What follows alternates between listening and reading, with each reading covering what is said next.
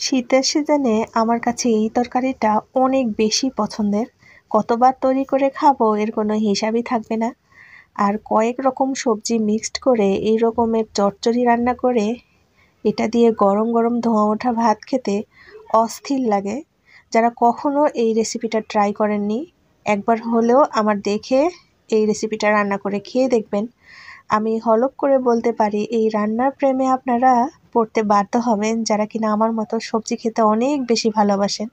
আসুন, খুব মজা করে আজকের তরকারিটা রান্না করে দেখাবো।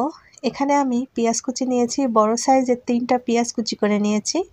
6-7টা কাঁচামরিচ এভাবে ফাড়ি করে নিয়েছি। এখানে হলুদের গুঁড়া, মরিচের গুঁড়া আর জিরার গুঁড়া, এখানে স্বাদ মতো লবণ আর আদা রসুন পেস্ট দিয়ে তেল দিয়ে খুব সুন্দরভাবে মশলাগুলো মাখিয়ে নিলাম। তো পরিমাণটা নির্ভর করবে কতটুকু পরিমাণের আপনি রান্না করতেছেন সেই সবজির ওপর। এখানে দিয়ে দিচ্ছি ধনিয়া পাতা, দিয়ে দিচ্ছি সিম, দিয়ে দিচ্ছি দেশি নতুন আলু, আর দিয়ে দিচ্ছি টমেটো। আর এই টমেটোটা কিন্তু দেশি কাঁচা পাকা টমেটো, এটা খেতে খুব সুস্বাদু। আর দেশি পালং শাক। আপনাদের কাছে যদি আরও কয়েক রকমের সবজি থাকে তাহলে সেটাও অ্যাড করতে পারবেন।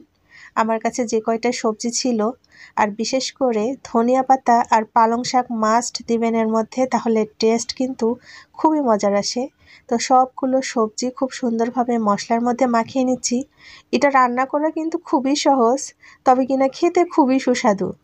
শীতের মৌসুমে একবার হলেও এই রান্নাটা ট্রাই করে দেখতে পারেন। আর এখানে দেশি যে চেলা মাছগুলো রয়েছে সেই মাছগুলো দিয়েছি নদীর, এটা দিয়ে একটু মাখিয়ে নিব। আপনাদের কাছে চিংড়ি মাছ বা অথবা যে কোনো ছোট মাছ থাকলে সেটা দিয়েও তৈরি করে খেতে পারবেন।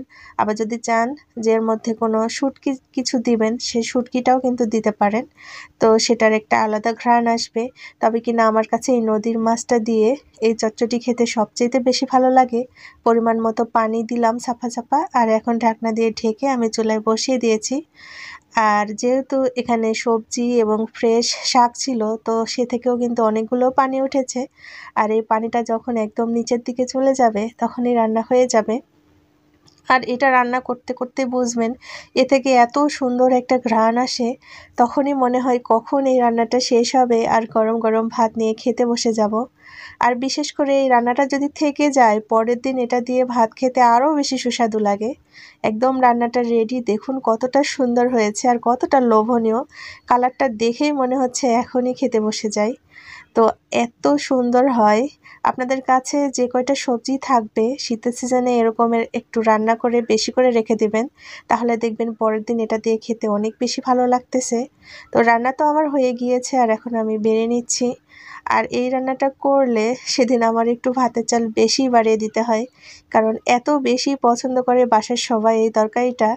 এই তরকারি নিয়ে কাড়াকাড়ি শুরু হয়ে যায়। দেখতেই পাচ্ছেন কতটা লোভনীয়, একদম খুবই সুস্বাদু এই রেসিপিটা। তো গরম গরম ভাতের সঙ্গে এটা খেতে কিন্তু খুবই মজার লাগে। আমি সব সময় এই রান্নাটা খেতে খুব বেশি পছন্দ করি। ভালো থাকবেন সবাই, আল্লাহ হাফিজ।